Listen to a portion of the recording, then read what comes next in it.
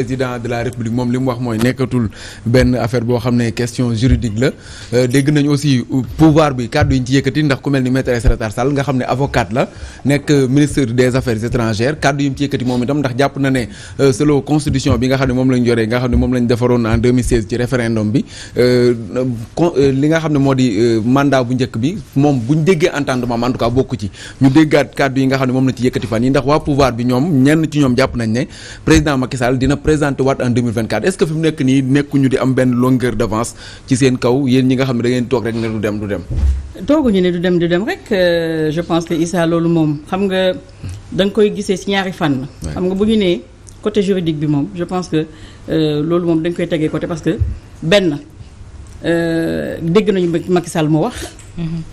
d'accord donc ñaar nee na de manière bii boo en 2019 la wax ne boo leen ma falaatee bii mooy sama ñaareel ak dernier mandat ñëpp dégg nañ ko. moom la ñu battre campagne. mais est-ce que vous allez vous suffire maintenant à ses propos, à sa parole? Non, mais c'est-à-dire xam nga Awa. Il va falloir également qu'on se pose la question à savoir que vaut la parole donnée. C'est-à-dire que aujourd'hui c'est quoi la sacralité de cette parole-là? Kan moo wax président moo wax président dafa waat. Que vaut cette parole? Que vaut la parole du président actuellement au Sénégal? Loolu c'est la question qu'il faut se poser parce que côté juridique moom nañ ko teg.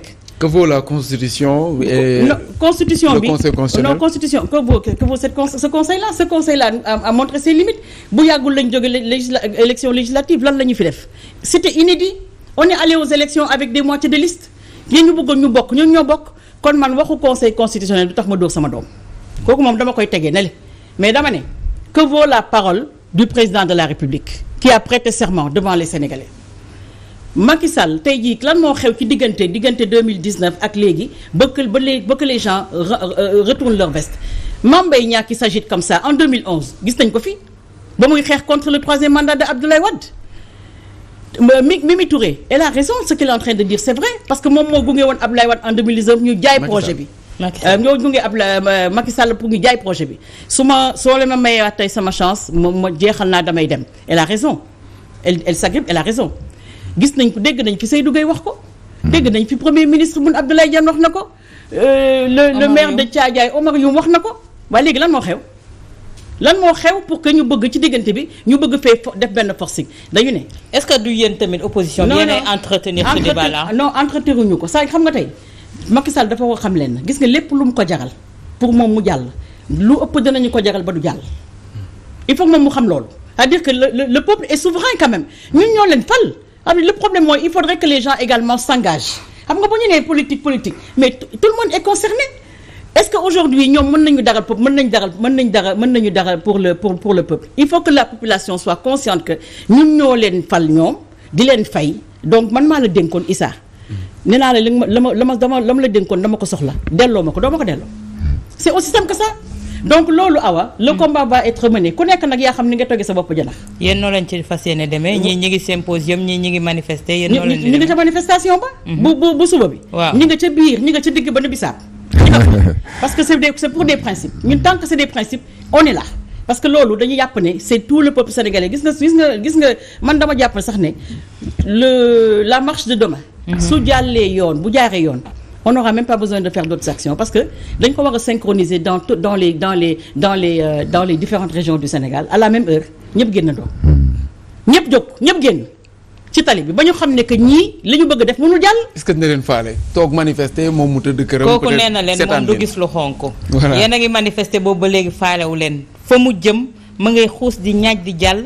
yéen soo leen kiiwee ñu xupp leen tuuti ngeen reculer. non xëpp ñu reculer de ñu ngi def ay ñu ngi c'est une comment dire c'est une stratégie qu'on est en train de mettre en place ku nekk yaa xam ni ngay comme ni ma ku nekk yaa xam ni nga toggee sa bopp ji ndax ñii dañuy marche ñii dañuy symposium ñii dañuy tëgg fii ñii dañuy et cetera mais ku nekk yaa ngi def li nga war a def et comme je dis il faut pas que yéen tamit ngeen toog le peuple là toog ne waa politiciens nañu xeex bi mais xeex bi ñëpp a ko war a xeex. avec Wade demoon na élection de. mais ñëpp a war a xeex. mais 2012 Ablaye Wade demoon na élection. te dimanche ba ñu fàttali ko ba dem deuxième tour waaye lu ko ca fekk dañ ko sanctionné. bii itam xelaatoo ko mu amaat. waaw mais ngeen génn manifester après ñu xaw a lëndëmal nit ñi xëy na sax le choix le bon choix peut-être nit ñi mën nañu ko bañ a def parce que pour ou contre lay nekk finalement est-ce que même nekkul sax benn stratégie bu ñu teg pour que nit ñi bañ a mën a choisir réellement ku ñu bëgg a choisir. mais du stratégie bu ñu teg c'est-à-dire que ñoom lu ñu teg comme stratégie dañuy fekk sur le chemin parce que ñun on est déterminé. c'est-à-dire que tey troisième mandat bi dañu ne du jàll. troisième mandat bi lu mu ko jaral moom Macky Sall pour mu jàll lu raw danañu ko jaral ba du jàll ku nekk nag comme je dis ku nekk da nga am sa stratégie te saa yu ñu koy di ngeen ko yëg. Est-ce qu'on peut s'attendre, Georges, à un forcing de Macky Sall pour cette troisième candidature-là? Est-ce que tey jii les actions menées par l'opposition, la société civile peut amener le président à désister? xam nga depuis mardi président de la République mu ngi fële Tamba ak Kédougou. tey dama yendu di seetaan la journée de l'élevage 8e édition bi mii mooy juróom-ñetteelu yoon. mais ma gis que ne ndekkee gars yi tooguñu de man discours yi ma dégg tey ku si wax dégguma pël nag mais ku wax daal man xam man jéem naa nandi parce que boo waxee 2024 gongo candidat comprendre naa li ngay wax du ma pël nag séeréer la mais boo waxee rek ñu wax yëpp 2024 candidat gongo ma xam ne loolu kooku day te chaque fois boo ko waxee boo fixé kanamu président mu kontaan mu belli d'abord Khadim Samb moo ko njëkkee moo njëkk a wax ne président lu la neex waxal lu la neex defal yow kon président dafa am lu mu bëgg a wax te nangu ko waaw mu ne du ñu jox dëkk bi koo xam ne bu guddee muy dem di dampe tey man def naa le tour des khalifes généraux yow la ñu àndal mais Khadim Samb il se prend pour qui Khadim Samb normalement tey dañ ko waroon woo parce que kii bokk nañu bëgg a taal réew mi parce que am na woy joo xam ne gis nga woy joo xam ne day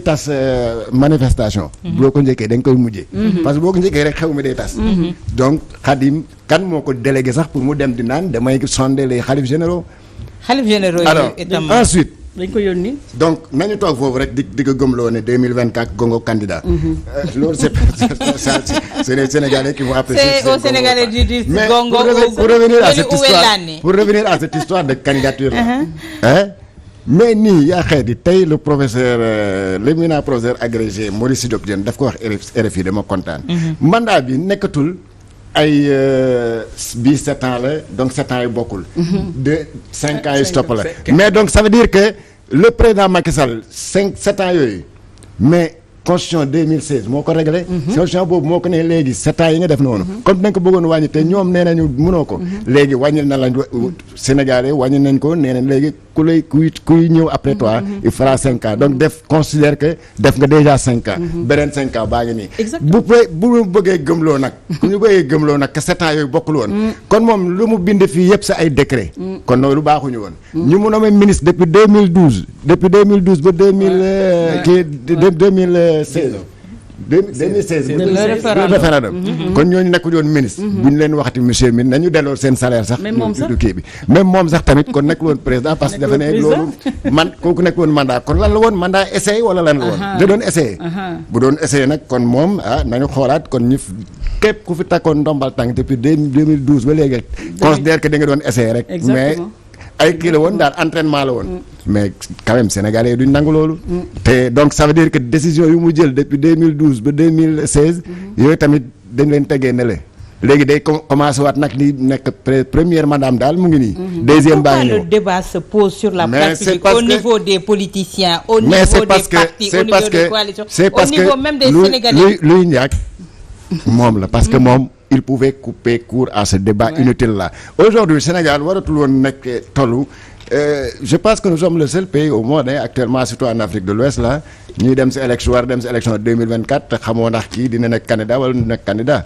mais loolu waroon na jàll et que les Sénégalais passent à autre chose tey boo xam ne du ma candidat yeneen candidats yi nag ñoo xam ne ñoom Thierno Alassane ñoom Ousmane Sonko ñoom Abdoul Mbaye ñoom Sonko ñu ngi commencé di jox Sénégalais seen programme seen comment on appelle seen projet de société mais dootuñu toog fii di xuloo di ŋaayoo di marche di tëgg ay casserole pour ne Macky Sall doo nekk candidat mais moom comme il entretient le flou ñu mu àndal tamit gan di ko comment on appelle voilà di ko gëmloo ko ne yow rek yaay suñu candidat 2024 gongo yow rek yow nangam mu koy gëm di muñ mais ça je crois que c'est scandaleux et c'est pas bien. Issa ñu ñëw ci candidature boobu bu Thierno Alassane Sall est-ce que ça se pose pour le moment ndax ñu bëri def nañu seen déclaration. voilà donc question bi nga may doog a posé nag mooy bi ma neex nag. yéen yëpp moom mise en train la woon. voilà il sera effectivement candidat de la RV la République des valeurs mais il faut pas oublier que dañu nekk ci benn coalition bu tudd Aar Sénégal et qui est toujours là. ah bon waaw Aar est toujours là. ku fa des. ñëpp kan moo dem leer na candidat wu RV ba pare ne Aar est-ce que waa Aar kon dinañ. non da ngeen ma bàyyi ma eggal xaar ma eggal awale génnul awa fi ma jëm dama koo ñeme may ma rek ma ñëw. puusal jàll waaw candidat RV mooy ay Thierno Alassane Sall mais encore une fois dañu nekk ci coalition bu tudd Aar Sénégal donc au niveau de Aar Sénégal il sera candidat à la candidature c'est la conférence des leaders qui va se réunir pour déterminer la suite à donner foofu laa bëgg ñëw Aar a ngi fi ba tey ka dem nag il est libre de partir parce que am na ñoo xam tamit ànd neex na bàyyinte dagan na wax dëgg yàlla moo ñëwoon ñu ànd toog na ba sentir ne moom war naa dem natt boppam mais on lui souhaite bon vent waaye ñun tamit ca la ñu ne woon dañ cay ne ba léegi te tey la Aar gën a dëgër parce que donc li ngeen déggul mooy li ngeen ma bëgg a laaj mooy lu tax Thierno Alassane Sall defagul déclaration lu jot yomb ñun kenn duñu soxo dañ koy togg ba mu ñor ñekk ko mais lan moo war a nekk ay chance am moom Thierno Alassane Sall ci présidentielle bii ñuy wax sànq yaa ngi dégg ni ko Georges décrire parce que souvent nit ñi ba léegi sax amaguñ ci lu leer président ndax dina dem ak du dem kàddu gu nekk nga ci dégg ñenn ñi naan sax est-ce que dina am ak finalement ñi nga xam ne xëy na ñoom ñoo gën a ñàkk yaakaar donc lan moo ci mën a nekk ay chance am ñi ngi koy gis muy def ay tournée gis nañ législative yi résultats yi nga xam ne am nañ ko souvent aussi Sénégal da ngay gis koo xam ne mën nañ ko décrire mais buñ demee élection mën na bañ a am dara ñoom seen coalition bi am na lu gars yi doon wax ba finalement sax gis nañ résultats yi ñu am pour les législatives. waaw xam nga comme ni nga ko waxee élection moom peuple baa ko moom. ñoom ñooy seet lu leen neex ngi def ko waaye bu fekkee ne programme ñoo fi gënoon programme ñun Aar bu dee profil ñoo fi gënoon ay profil ñañu bënd sunu profil yi nekkoon ci biir ci sunu liste bu ñu demoon assemblée nationale doo fa gis ñoom Jackie Chan waaw. waaw léegi kaay ma wax la Madeleine. lu tax yéen kon yéen si seen biir opposition bi ngeen di jox xar bi wante di sànnante ay. doj ak coquette non defuñu coquette xoolal kii ni nga koy waxatee awa xam nga ku ñu ay topp la gis nga booy seet sax góor bu am benn jabar sax baaxul. ñaar au minimum. opposition dafa baax opposition ci biir opposition bi sax dafa baax parce que xamul lu tax ñaari jabar yu ne ci biir kër ga dañuy opposé te pourtant ñoo bokk benn jëkkër bi. opposition dafa baax c'est-à-dire que ku nekk nag da ngay xool yow sa stratégie mais ça veut pas dire que dañuy dóorante wuñu c'est-à-dire un flou boo xam ne nit ñi ñoo ko bëgg a alimenter pour dire waaw entretenir pour ne waaw diw dafa contre ñu kenn ñun contre ñu kenn dañuy def politique képp koo xam ne war nañoo mën nañ ànd ak yow dañuy ànd ak yow donc pour revenir ci li nga wax noonu pour candidature Thierno Alassane Sall mais il sera candidat ñun dañu am benn programme bu ñu tuddee diisoo ak ñëpp bu ñu commencé depuis 2018 Thierno Alassane Sall def na à plusieurs reprises le tour du Sénégal. kenn karu leen fenn. waaw bon awale la ñu karale peut-être la ñu kar. waaye yéen kenn karu leen. waaw ñun de diisoo bi ngeen ko tàmbalee. waaw ñun de kenn karuñu wax dëgg yàlla ñun de kenn karuñu. te bon même awale sax du awale mais c'était Aar Sénégal quoi bi ngi def sunu kii bi quelques petits problèmes la ñu amoon vers le sud mais ça c'est vite réglé. dañoo gis nemmeeku tur su jógee ñu kar ko moo tax may laajte ndax. karu ñu leen yéen tamit waaw ñun de xam wax dëgg yàlla ñun sunu kuddu jàmm la ràcc. ñun donc ñun bu ñu demee dañuy dem ci population wax ak ñoom diisoo ak ñoom ndax boo bëggee jàppale nit da nga koy fekk fa mu dëkk. Thierno Alassane Sall def le tour à plusieurs reprises bi ci mujjee mooy élection législative yi mu nekk nag di préparer une élection quand même présidentielle ñu am tamit ay bases un peu partout am coordination un peu partout. est-ce que am na base yi ngeen jàpp. waaw RV. waaw déglu ma rek yow doo ma déglu. ci dëkk suñu demee ba def biir dëkk bi lañ dëkk de. waaw mais ci ngeen dëkk waaye nag dafa am lu leen di réer parce que xamul tax da ngeen ñuy jege leen ñu pour xam ñu. il faut ngeen jege ñu. RV waaw jege leen RV di ngeen xam li ñu denc. d'accord avant ñuy terminer ak yow ñu ñëw ci Georges par rapport ak la candidature. léegi pour parler juste def benn briefing rek ci nemmeeku tour. diisoo ak askan bi waaw diisoo ak askan bi président bu yàggul rek démb la jóge France. dem rencontrer quand même sunu partisans ak sympathisants membres yi nekk foofu nga xam ne dañu fa am coordonnateur bu dynamique ñu di ko wax Ali Bathily que je remercie et que je salue au passage. yaa ngi dégg donc ñu dem da may ma rek awa may ma tur ma eggali foofu rek gis nga foofu ba ñu demee il a eu l'occasion quand même de faire benn séance de dédicace de son livre parce qu'il a écrit un livre vous le savez le protocole de l'Élysée que je vous invite à lire gis nga boo leen ko liiree Thierno ku ko bañ danga koo xamul boo ko xamee di nga ko bëgg. may ma waaw may ma. tuuti rek non bu ma yàqal fa sama fil rencontré ne société civile sénégalaise bi nekk en France dem na def rencontrer ay maires pour discuter de politique publique dem na def un tour au niveau du bassin aéronautique de Toulouse. parce que moom il faut pas oublier que c'est un expert en aviation civile. d'accord ak yu demee noonu awoon nag mën nga maa may nag ma gën a xuus. déedéet xam nga xuus boobu xajul ci plateau bi pour wax ay baaxu Thierno mais tey jii candidature yu Thierno nee na présenté gul mais dina présenté wu man bi mu ne aar a ngi continuer ba léegi sax pour man aar jeexoon na bi élection législative yi jeexee. waaw mais bon Thierno il a le droit nag. Il a le profil, il a le droit comme. am na peut-être expérience am. donc comme yeneen leaders yi nekk ci opposition bi ku nekk am nga droit ne man candidat la. man loolu je crois que gisuma ci lu kii parce que dégg nga Malick Gakou dégg nga Ousmane Sonko dégg nga Khalifa Sall dégg nga Abdoul Mbaye et pourquoi pas donc Thierno Alassane Sall donc il y a pas de problème l'essentiel c'est que ñoom que ñu am stratégie boo xam ne dina leen ci génne ñoom waa opposition.